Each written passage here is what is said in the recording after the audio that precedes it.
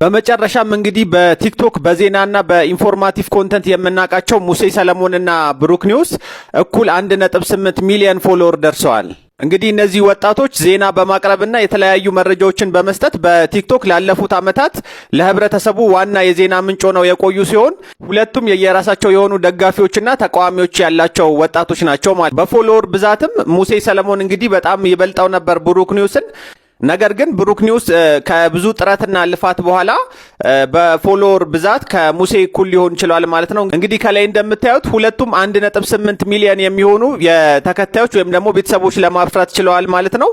እንደምታውቁት እንግዲህ ብሩክ ኒውስ ከቀናት በፊት ነበር 1.8 ሚሊዮን ፎሎወር የገባው።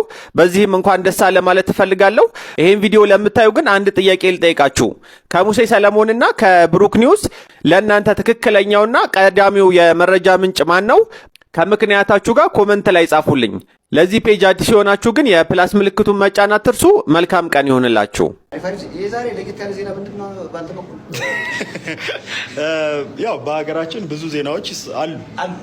በየጊዜው አዳዲስ ነገሮች ይሰማሉ። እስቲ ሙሴ ካለ ተዘጋጅ። እኔ መጀመሪያም ተዘጋጅ እዚህ ላይ ልጀምር። ከሰሞኑን ሰምታችኋል ብያለሁ። ደግሞ አሁንም እያወራን ነበር። ዶናልድ ትራምፕ በአፍሪካ መሪዎች ላይ ተናግረዋል የሚባለውን ነገር እስካሁን ድረስ እሱ ነገር ኢንፎርሜሽኑ ፎልስ ነው እስካገኘሁት መረጃ ድረስ አንድ ፌስቡክ ፖስት ብቻ ነው ያደረገው። ምንም ችግር የለም። እዚህ ለማክበር በነገራችን ላይ ልክ እንደ ዳንኤል ተመክሮ ሁሉ እዚህ ህንፃ ላይ የሚገኙ የክሊፕ ሰዎች አሉ። ተወዳጆቹ ሰራዊት ፍቅሬ ዜና ያለው ለሰዎች ሙሉ ዓለም ታደሰ እዚህ ነው ያለችው። ለሙሉ ዓለም ሰለሞን ቦካ እዚህ ነው ያለው። ለሶል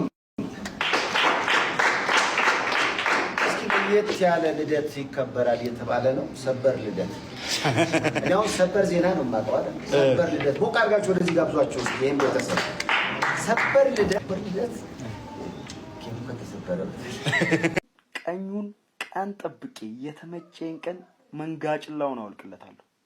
ዛት ኢዝ ማይ ላይፍ ፕሪንሲፕል። ይሄ ሩል የምመራበት ሩል ነው። ኤክስፓየርድ ስለማያደርግ በቀል መንጋጭላውን አወልቅለታለሁ።